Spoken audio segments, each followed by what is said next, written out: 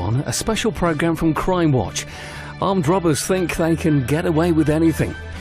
But do we have news for them?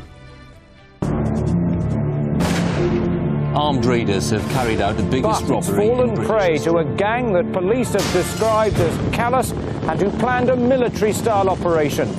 It becomes a game of cat and mouse, where each side is looking to be one step ahead of the other. More than £40 million worth Straight of out gems. of a film script, armed police have foiled what would have been the biggest robbery anywhere in the world.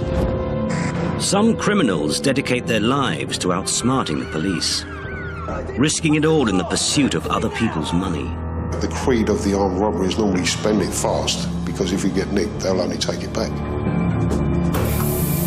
Whether through meticulous planning, brazen audacity, or sheer brute force.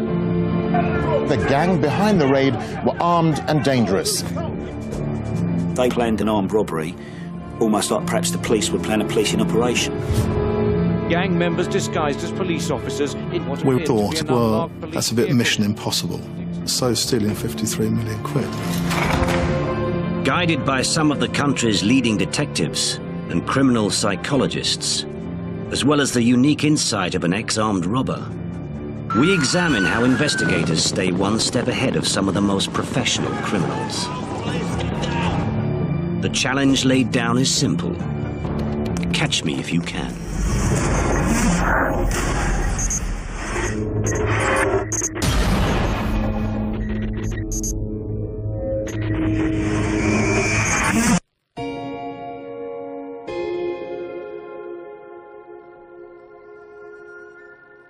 Armed robbers are among the most dangerous and volatile of criminals. And few understand the risks they pose better than those tasked with bringing them to justice. History is littered with instances where there have been firefights because armed robbers had loaded firearms and, when compromised, used them. In a career spanning 34 years, Barry Phillips has put some of the UK's most vicious crooks behind bars. The principles of a good detective in the investigation of armed robbery have not changed. It's a seasoned detective, somebody who is a proven thief-taker, somebody who has the ability to generate information, identify leads, sometimes on hunches, which is vital in the world of armed robbery. And for most thieves, cash is still the prime target. We would rob anywhere where there was money. There were certain places that a lot of robbers won't touch. I mean, you get to know, once you've been in the game for a while, you get to know who's going to hand over and who isn't.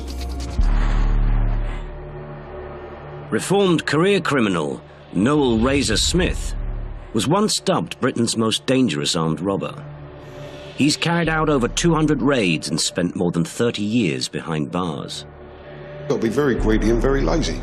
You don't want to work for a living, you want everything now. Where's the money? You don't want to save up for a car and get it next year, you want it tomorrow. The creed of the armed robbery is normally spend it fast, because if you get nicked, they'll only take it back. But while their goal is simple, the organisation and planning of some of these crooks means the detectives' work is far from straightforward. To catch them, police must first penetrate the close-knit teams they operate within. They will be individuals who went to school together, they lived on the same estate in the same area.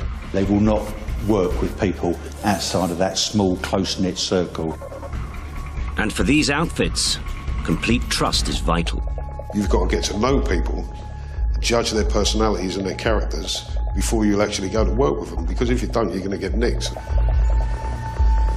But some of the most effective teams aren't complete until they've recruited perhaps their most important member, the inside man.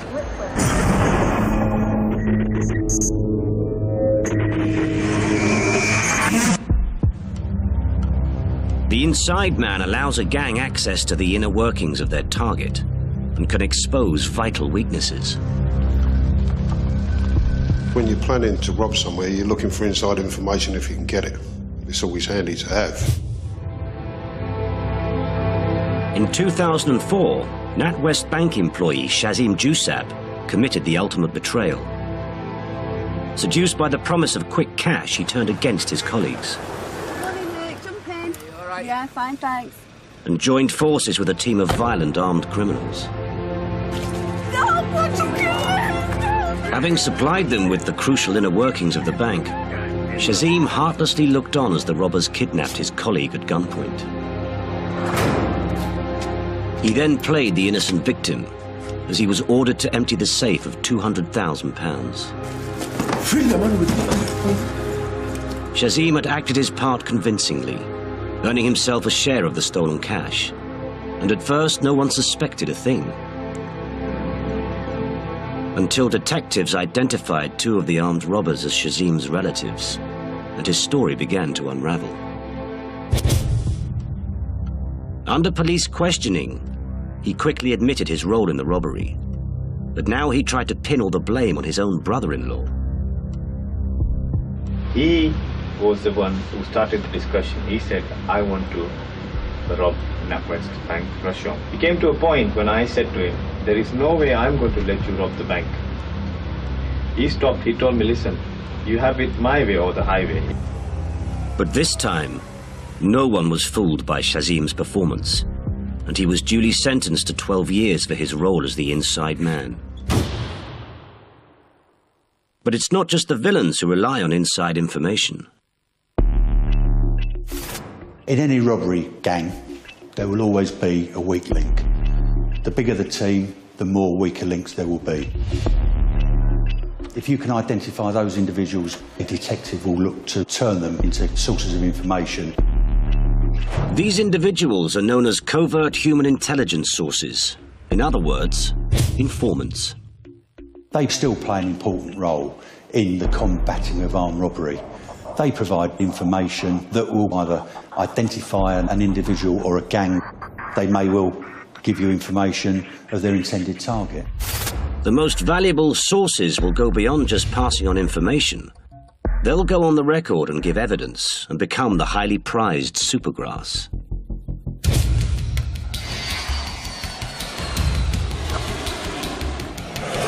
In 2002, there was a serious epidemic of armed criminality in and around Heathrow Airport. Robberies at warehouses and lorry hijackings were being committed by around 300 criminals that lived in the area.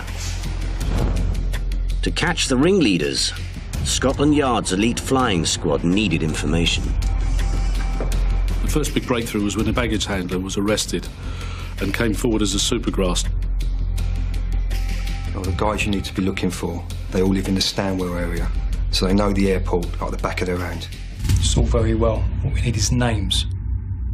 The key name that came through was a man by the name of John Beach. John Beach is the guy you need to be looking for. Beach worked as a van driver near Heathrow, and he was immediately put under surveillance. With this lead, the police quickly began to infiltrate Beach's criminal network, and soon discovered they were working up another job. We realised that they were planning something, but we just could not identify the premises, and we needed to establish exactly where it was going to be. Phone bills you asked me to look at. After studying Beach's itemised phone bills, detectives spotted something suspicious. It's reoccurring throughout the bill. He was in regular contact with someone who worked at the Swissport cargo depot just outside Heathrow. We then discovered that there were regular, highly valuable consignments going into the Swissport depot, like large amounts of cash and also gold. The team concluded that Beach's Swissport contact might be helping the gang to set up the raid. The flying squad started planning an ambush to catch them red-handed. Delivery comes through here, through the main gates. Their tactics needed to be perfect. Just inside. If Beach's inside man got wind of the investigation, the entire police operation would be compromised. But they were still missing details on when it would happen. 5 days. Then the team made a vital discovery. But this is the most interesting bit. The depot was due to receive an enormous delivery of cash and gold the following Monday, worth around £80 million. I've got this little job coming up. You interested? If the gang was successful, it would be the biggest robbery the country had ever seen.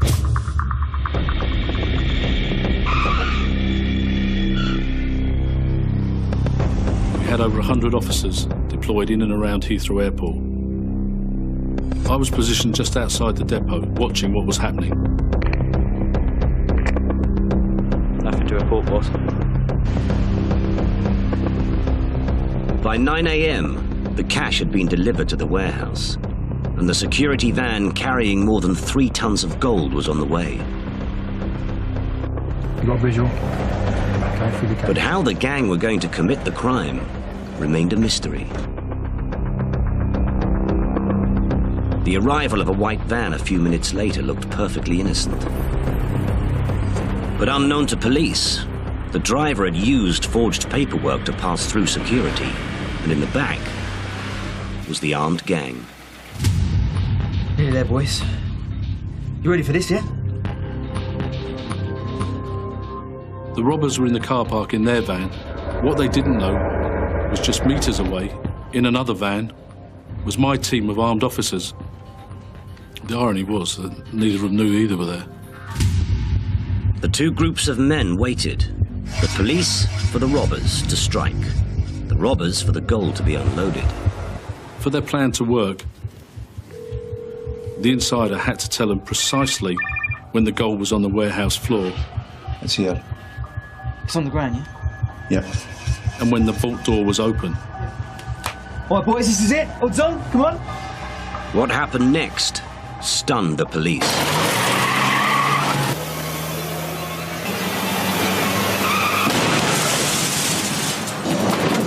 Immediately, the robbers got out from the back of the van. Some of them went straight for the gold and started to load it onto the van. Others went into the vault area where they threatened the custodian to get his keys to get to the cash. Where are the cash bags? Open the door! Do it now! You're wasting my time! I realised that this was it. Attack, attack, attack! Go, go, go! We immediately deployed the firearms officers.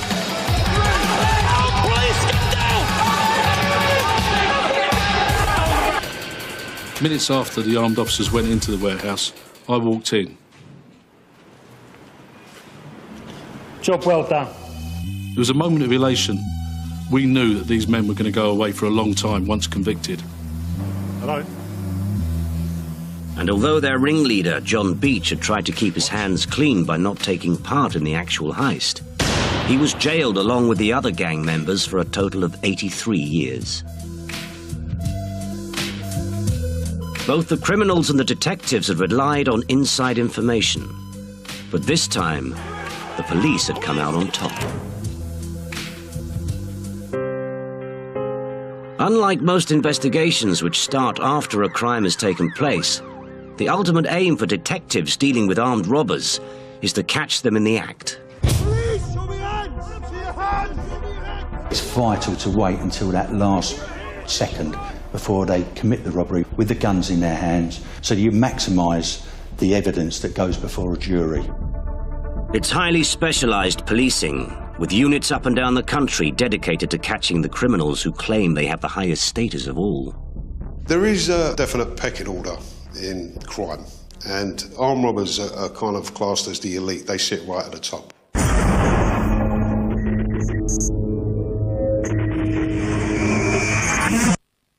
You've got a whole special squad of police who are just there to catch armed robbers, so that makes you feel special straight away, because you're not going to be caught by a run-of-the-mill plod. You're going to have a specialist squad after you because of what you've done. From the great train robbery to the Brink's Matt Gold bullion heist, generations have grown up with audacious raids that have set these criminals apart. Armed robbery really catches people's imagination. At its most elite, at its most sophisticated. It defies everyday life.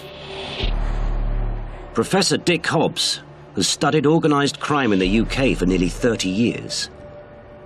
As a leading expert in armed robbery, he is well aware of the myth it has created. It's a crime that people are fascinated with because anyone can walk past the bank or past the security van and see the money coming in and see the money going out and just wonder what it would be like to have that little edge, to have that ability or that willingness to take that money by force rather than to do a 9 to 5. It really is grabbing a fortune in a minute. Part of the fascination lies with the sheer audacity of some of these crimes.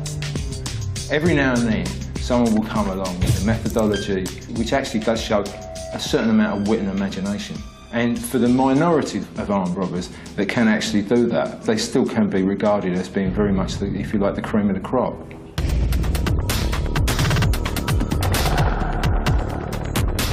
In a remarkable 2009 raid, a sophisticated armed gang stole a helicopter and landed it on the roof of a cash depot in the Swedish capital, Stockholm.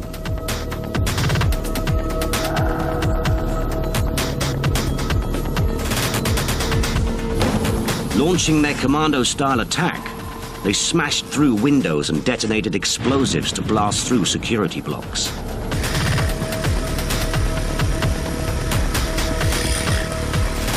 They seized 39 million Swedish krona, just under £4 million, in little more than 20 minutes.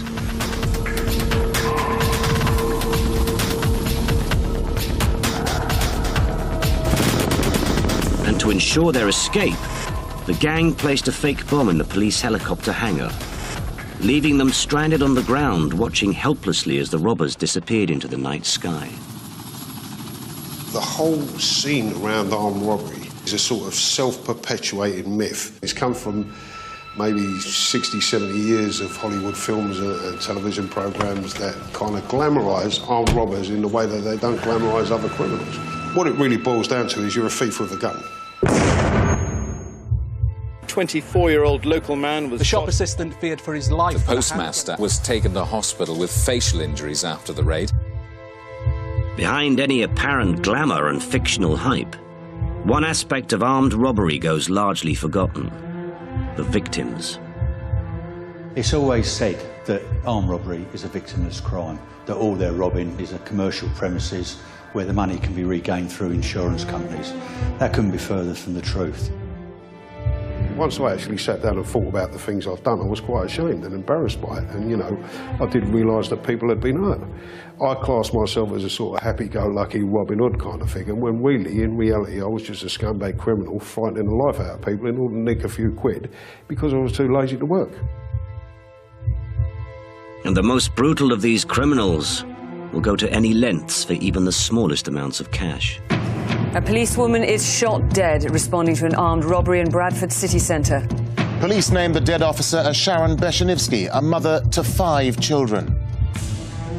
The generation that have grown up now, their heroes are Colombian drug barons and American street gangs where violence is the thing, not the actual getting of money. It's all about getting power, and to do that you have to be more violent and vicious than the next man. Life has become cheap. I know it's a cliche, but it has. It's become cheap. As the stakes are raised, it's not just the police who are fighting back against these armed villains.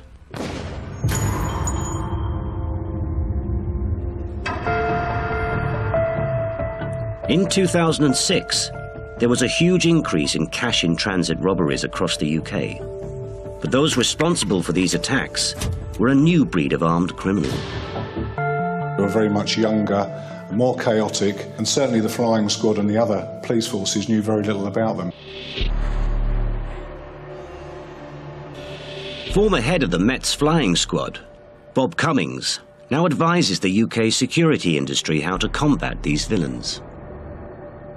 In some of the major cities in the UK where most of these robberies were happening, it became so dangerous for the guards to actually go about their job that the companies ended up lobbying the Home Office.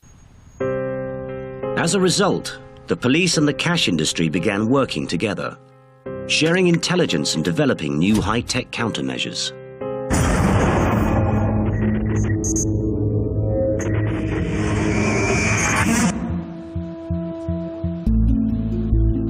If a cash box is stolen, the box is activated, notes are covered in either a dye or a coloured smoke which stains the note. In laboratories across the UK, forensic dyes and sprays are now microscopically encoded with a unique DNA barcode. This has made a big difference because what the police are able to do now is to actually pin that money down to where it was stolen.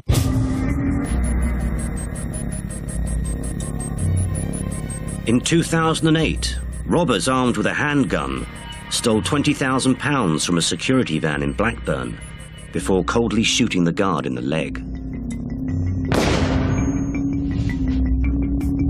But when the gang forced open the cash box, an exploding dye pack stained the money with a unique DNA code.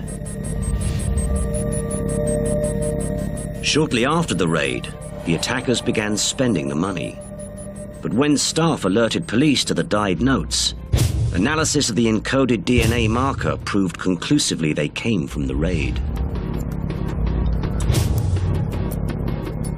The gang was sentenced to 50 years in prison. The next advancement is to design something which actually physically can't be used.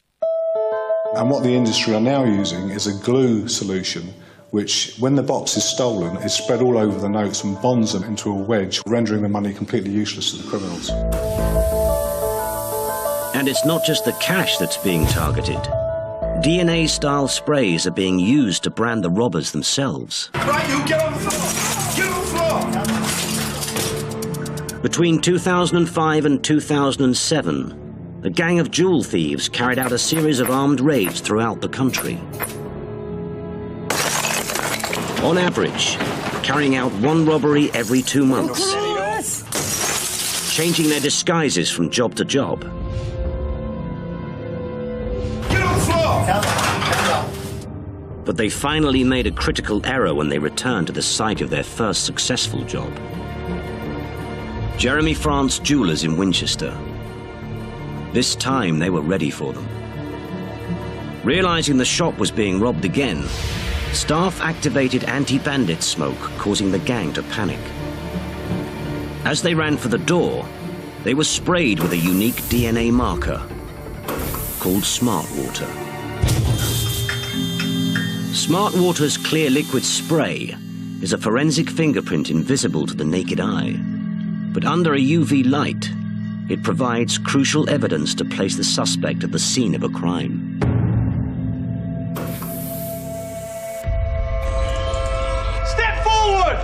The police had identified their suspects, but needed proof. When they raided their homes, they discovered 53 items of the stolen jewelry. Inside an airing cupboard, they found 2 handguns. And on one of them was the unique Smart Water spray that could have only come from Jeremy France Jewellers. There was no hiding the jewel thieves' guilt. Criminals being what they are, as soon as they see that one specific type of the offence has been designed out, they'll move to somewhere else. And this is always a challenge for the industry to remain one step ahead. These microscopic markers may have put the criminals firmly on the back foot. But ever the innovators, some hone in on even more specialist targets. Monks, the Scream is stolen at gunpoint from an Oslo A museum. group of armed robbers take off with 2 extremely rare Fabergé eggs. From priceless artwork to rare diamonds, the enormous variety of valuables can be a lucrative market. And criminals don't always necessarily think big.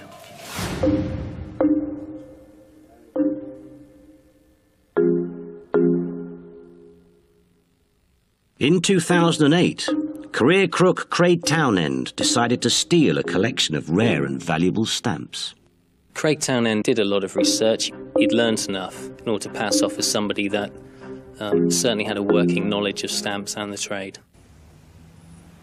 Townend targeted a small stamp dealer in Devon, posing as a wealthy investor. I'm Charles DeVille. Oh, yes, of course. He took on a different identity. He used the name Charles DeVille. He found out the stamps were certainly worth an awful lot of money. But Townend had a problem. It was high summer and the area was teeming with tourist and potential witnesses. To steal the stamps, Townend had to rethink his plan. At that time, he made a decision that if he was going to get hold of the stamps, that he'd have to trace the businessman back to his home address. And to seize the collection, Townend decided that he and an accomplice would adopt another guise. We had a report in that 2 males had gone to an address that they'd purported to be police officers, that they brandished handguns, and tried to give the impression to the homeowner that they were police officers carrying out a raid.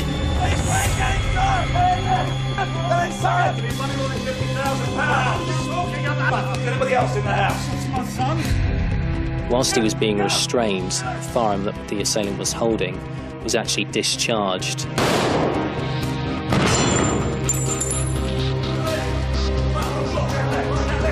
Where the stats? They're in my briefcase over there. Then the raiders donned another costume, this time masks, before making off with the dealer's collection, in all worth around £400,000. Townend thought he'd got away with it, but he still needed to sell on the goods, and targeting stamps had been his first mistake. Stamps can have very high value, so they are quite an obvious target, but actually the trade is really quite a tight-knit community, so it's actually far more difficult to pass them off than you might think. But 200 miles away from the scene of the crime, Townend had reinvented himself into yet another fictional character, this time to try and sell on the stolen stamps. I'm from Stamps of Mayfair, just on Regent Street. He named himself the Laird of Glencairn and had gone to some effort in order to convince people he was a high-level, legitimate businessman. But Townend didn't realise how identifiable the stamps would be. Colour, margins, postmarks, all of these things combine in an individual stamp to give it a fingerprint. But despite this, he did manage to secure a £10,000 sale. But immediately he made another foolish mistake. What name do you want it made out to, sir?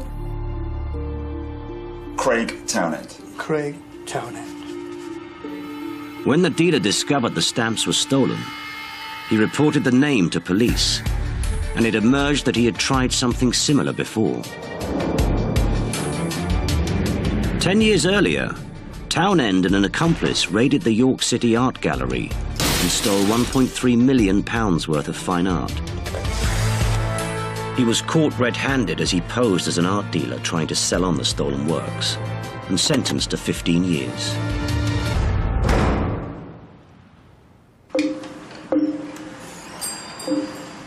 Once released, he was soon up to his old tricks. Hello again. Good morning, Dan. After his first successful stamp sale, detectives were convinced Townend would return to the same North London dealer. And they were right. But this time, the police were ready.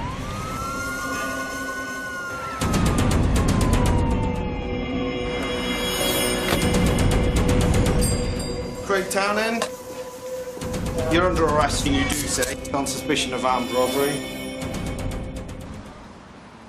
His attempts to try and find a buyer, despite his fantastical disguises, meant his plan was doomed from the start. Craig Townend was sentenced to life behind bars. One way round this problem is to steal goods to order, and this can be an international market. A member of an Eastern European gang who were dubbed the Pink Panther Gang. It was just one of several high-profile heists carried out by the gang across the world. The infamous Pink Panther gang specialise in stealing to order. Their criminal network of hundreds of jewel thieves have pinched millions of pounds worth of diamonds and jewellery from all over the world. From Paris to Tokyo, London to New York. It takes a greater degree of planning, preparation, criminal networking, and that puts that robbery team on a higher plane, really. And they're not the only gang to employ these tactics. More than £40 million worth of gems were stolen from Graff Jewellers in central London. In 2009, two well-dressed men entered Graff Jewellers on London's New Bond Street without a second glance. Once inside, they casually pulled out handguns and threatened staff. Within minutes, they had carried out the UK's biggest ever diamond raid, stealing nearly £40 million worth of jewels. As they fled, they were captured on a passerby's mobile phone. The gang were eventually caught, but the majority of the stolen jewellery has never been recovered, with detectives believing a mastermind behind the heist had already sold on the goods to a secured buyer. But this degree of planning is rare. Like stamp thief Craig Townend, most armed robbers are fantasists, not strategists, and they thrive on adrenaline. Once you start committing armed robbery, it becomes very addictive. It's like a Class A drug.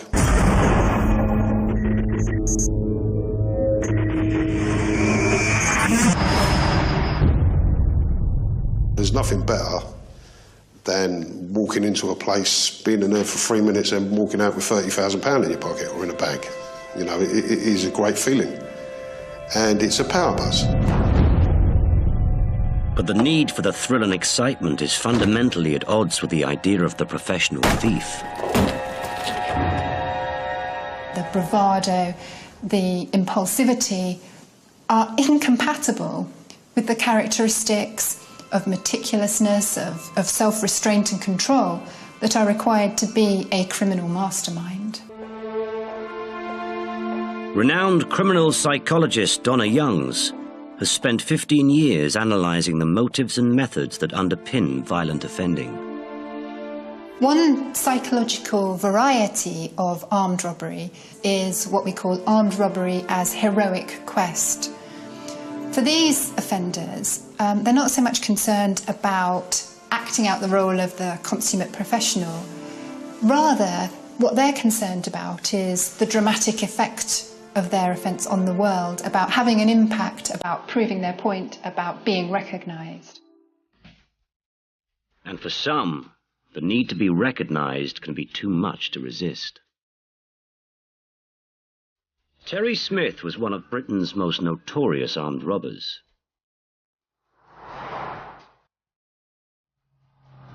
And when he was broken out of a prison van in 1984, he became one of the country's most wanted men.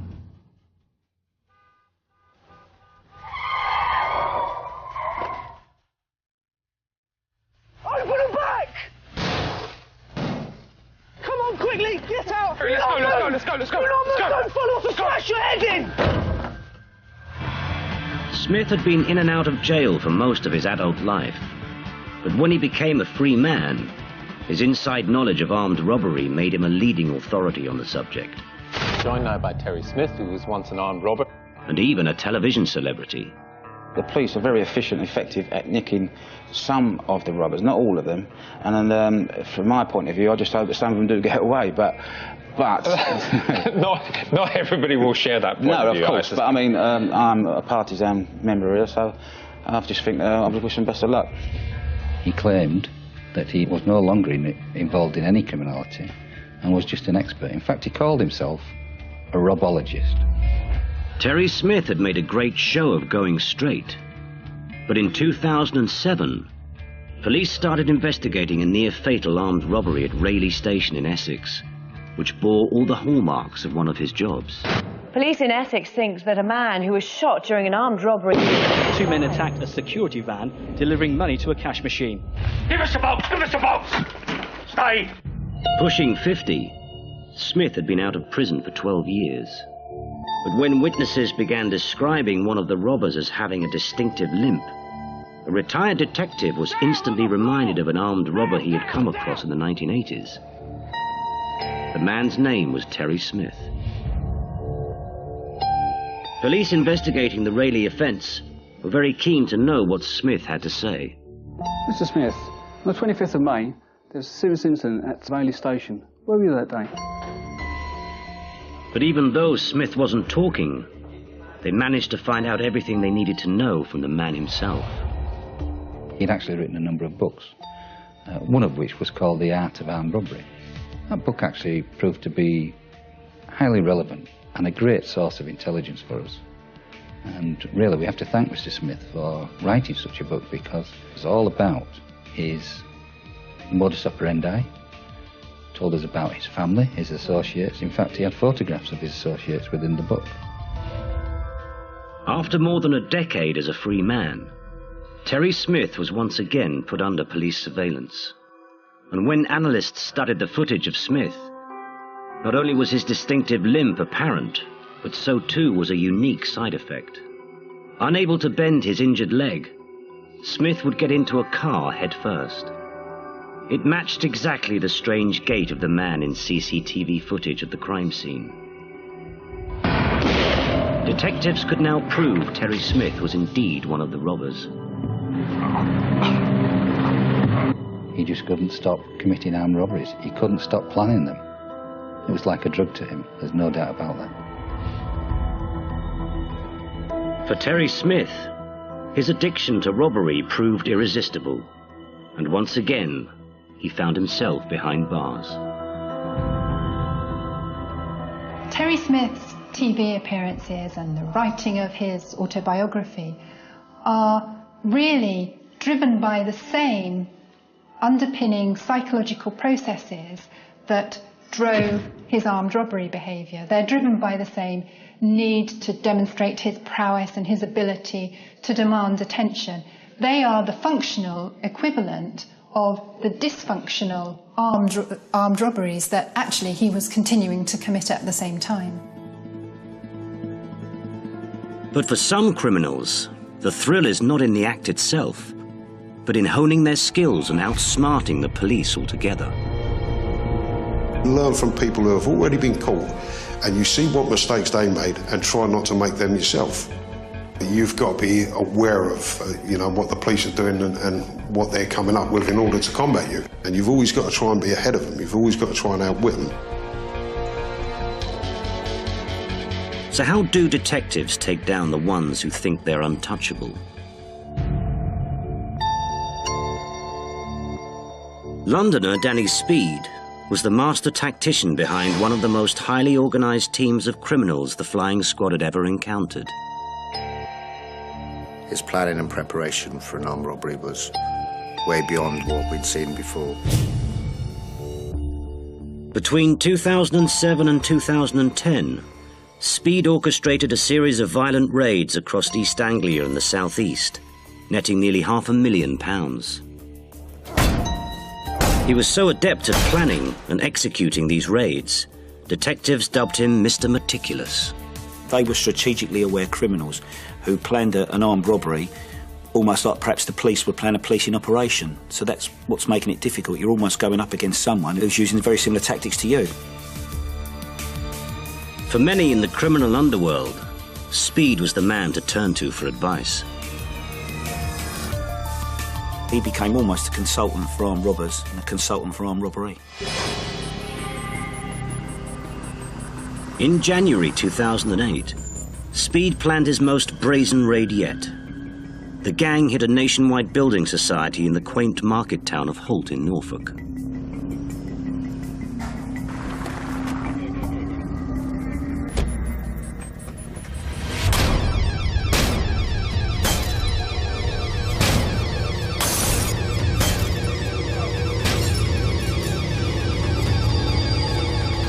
Quick, come on, hurry up! Come on, hurry up! Get enough time!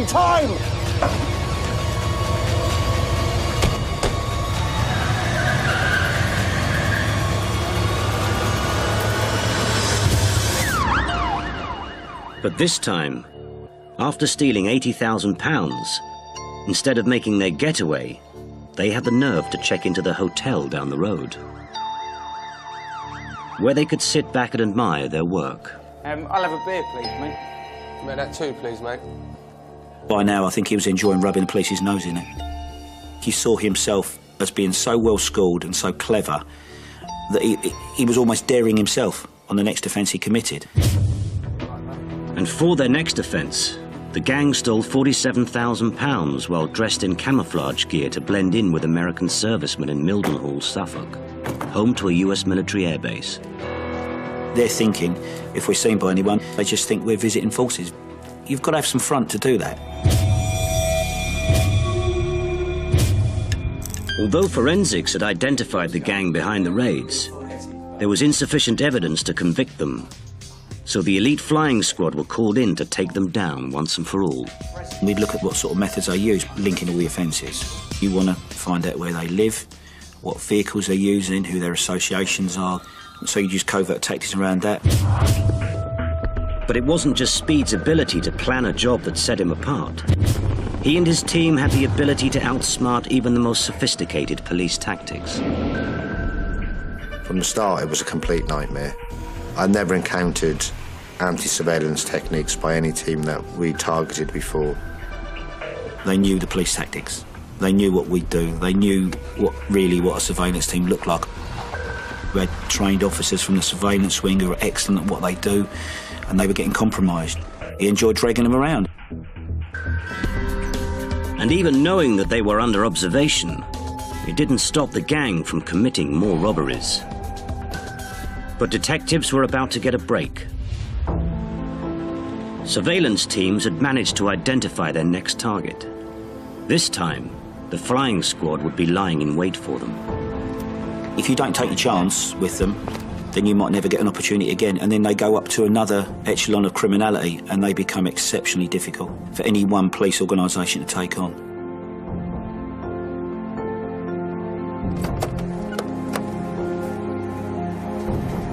Suspects out of vehicle. All units stand by. Suddenly we get this horrible moment. What's your problem? What are you up to? Compromise. Hey, what Compromise. Realising he was being watched, Danny Speed had once again outsmarted the police operation. The flying squad had missed their chance. To get that close, to then lose it, was devastating. After such a close shave, the gang went to ground. And Speed left the country. But he still couldn't resist bragging to the authorities. Hey, your mates are on to me. Excuse me?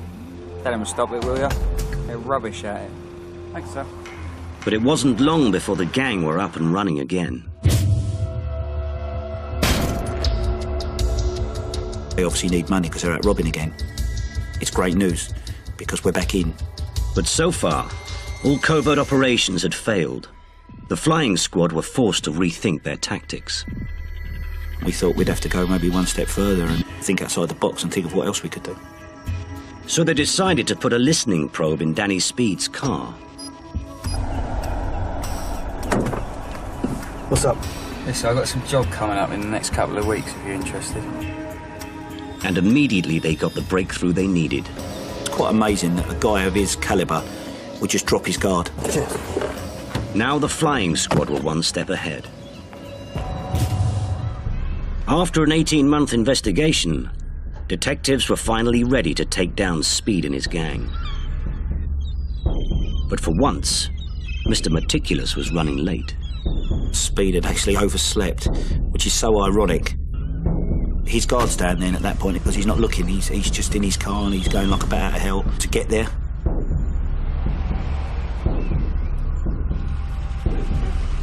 Positive ID on Speed.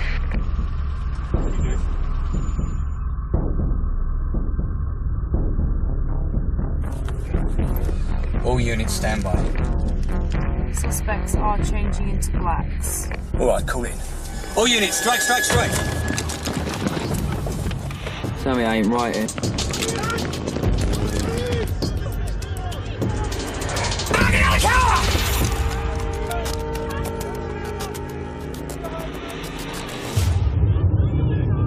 Danny Speed, the man who thought he was untouchable, had finally met his match.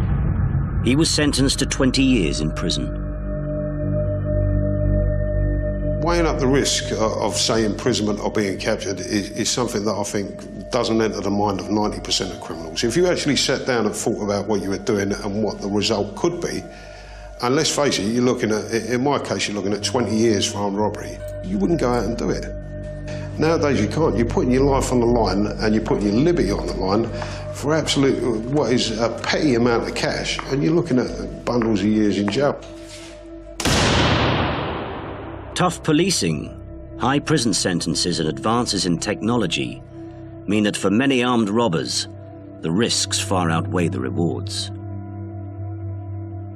But there are some criminals still willing to risk it all for one massive payday.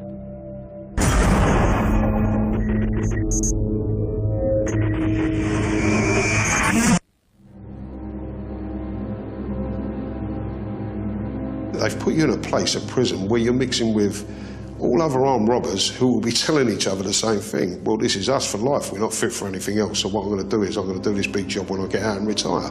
So you're always chasing the big job that will allow you to give up armed robbery. To get their hands on their retirement fund, some are willing to go to dramatic lengths.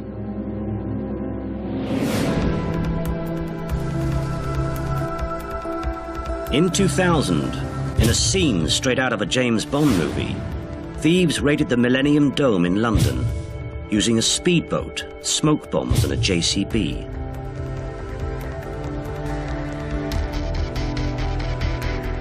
They were after a collection of diamonds worth an estimated £350 million. Amongst them was one of the largest and rarest diamonds in the world, the De Beers Millennium Star. But there was to be no Hollywood ending for these thieves. Armed police at the Dome in London have foiled what would have been the biggest robbery anywhere in the world. On a tip-off, the real diamonds had been substituted with fakes, and over 100 armed officers were lying in wait, ready to catch the criminals in the act.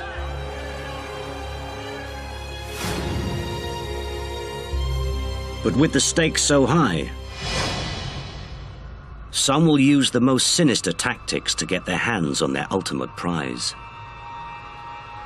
Tiger kidnapping is the name given to a robbery where the gangs will target the families of an individual who holds the keys to the valuables within a premises.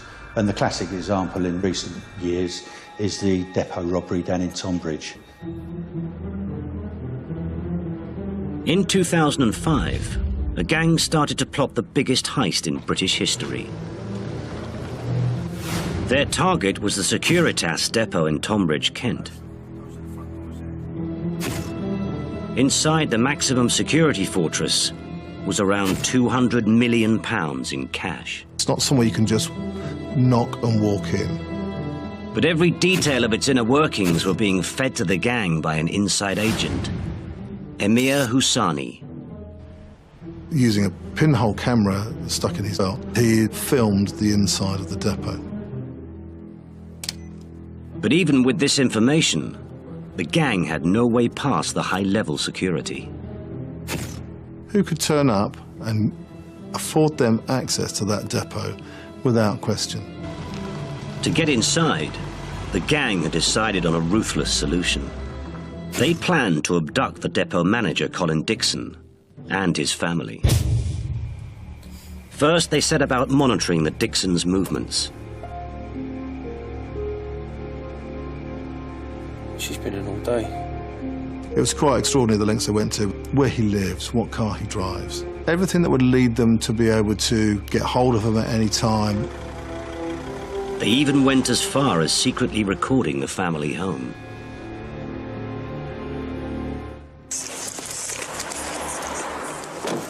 They had actually set up the camera, woven it into a handbag to go and make an inquiry by knocking on the door with an excuse that they were looking for somebody else. When you consider that someone's looking at you and your family for the purpose of greed only, they're quite happy to kidnap and traumatize a family, a child. And that is beyond it. After 6 months of planning, and armed with every detail of the family's movements, the gang put their plan into operation. Disguised as policemen, they first kidnapped Colin Dixon. Would you mind stepping out of the vehicle, please? In the car, please. Right. Now, if you cooperate, nobody will get hurt. Do you understand? Having secured the depot manager, the gang turned their attentions to his wife and young child. Evening, Mrs. Dixon. Can I help you? It's your husband. He's been involved in a traffic accident. We're here to take you down to the hospital.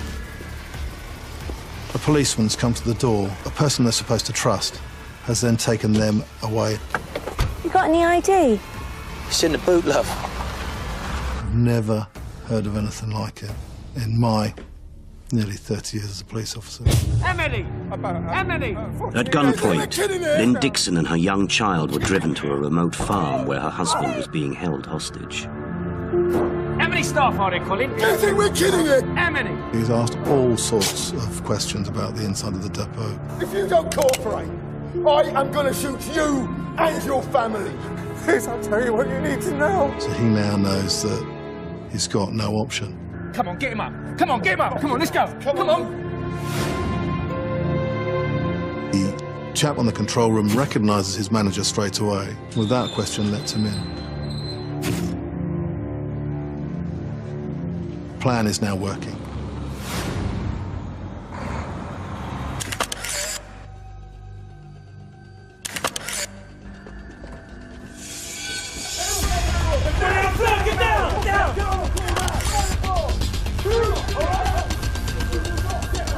They mean business, no doubt.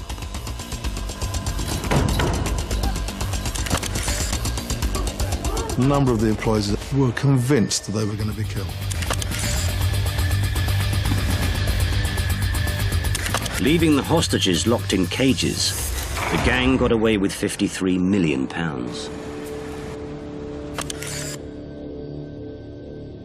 The terrifying ordeal of the family caught up in Britain's biggest ever robbery. We know for a fact that this is organised crime at its top level. Andy, what do you got? How much? This was unprecedented. We had never come across this before. We had to conduct forensic examinations. We had 14 witnesses who had been kidnapped in the depot, all of whom needed to be interviewed. But stealing £53 million is one thing. Getting away with it is another. Who would dare to pull off such an audacious crime? This must be an upper echelon robbery team. It must be, to organise this, to go to these great lengths, to steal so much money. But there was one thing about the kidnappings that puzzled detectives. They've shown their faces. They must have been disguised in some way. They must have been. What about prosthetic masks or disguises of that nature? Well, that's a bit Mission Impossible. So stealing 53 million quid. With forces up and down the country on high alert, it wasn't long before they had their first lead. Makeup artist Michelle Hogg. Who's she? Apparently she made up a few guys to look like policemen. Policemen? Yeah. Just leave it with me. And when her home was raided, detectives discovered in her wheelie bin an Aladdin's cave of prosthetics. That was an absolute bombshell for us. It was fantastic. Although Hogg admitted making up the men, she knew nothing of their identity or what they were planning. But the investigation was gathering pace. 2 vehicles involved in the heist were discovered burnt out. They were registered to local car dealer Stuart Royal. Then a van was recovered, which was linked to an employee of Royal, Lee Rusher.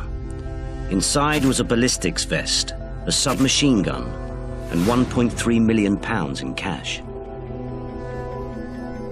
The cracks were appearing. These weren't your upper echelon armed robbers. They were a car dealer from Maidstone and one of his drivers.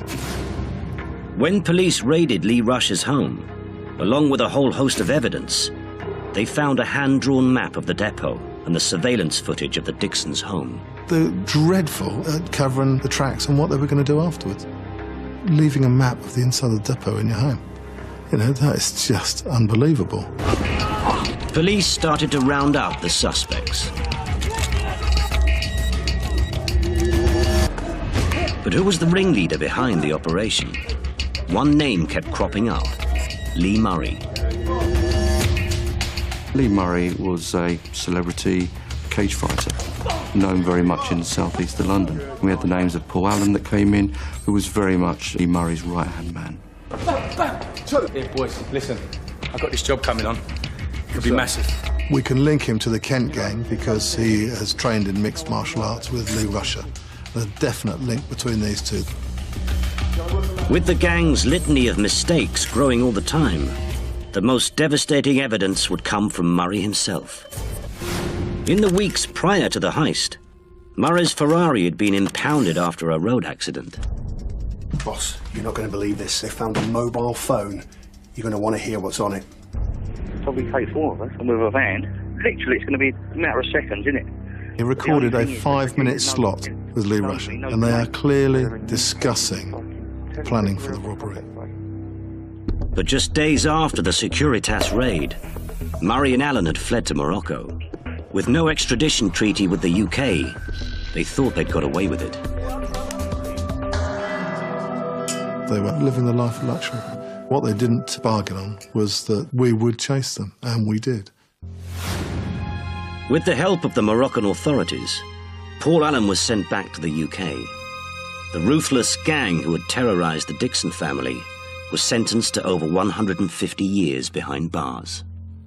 But by now, Murray had claimed Moroccan citizenship, making it impossible for him to be brought back. With his millions, he thought he was untouchable, but he was wrong. Murray was put on trial in Morocco, where he was found guilty and sentenced to 25 years in jail. They didn't realise that by stealing so much money, how much interest it would stir up in the public and how much the public would react to that. That's where they went wrong. They nicked too much.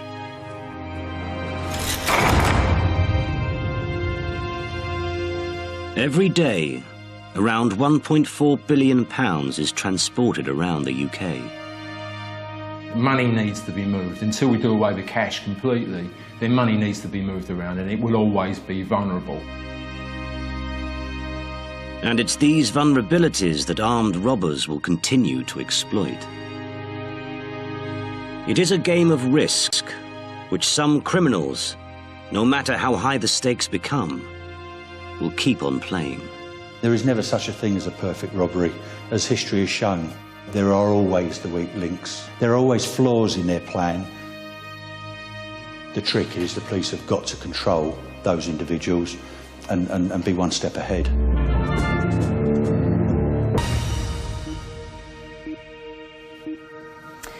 Good evening. There have been fresh allegations tonight about the circumstances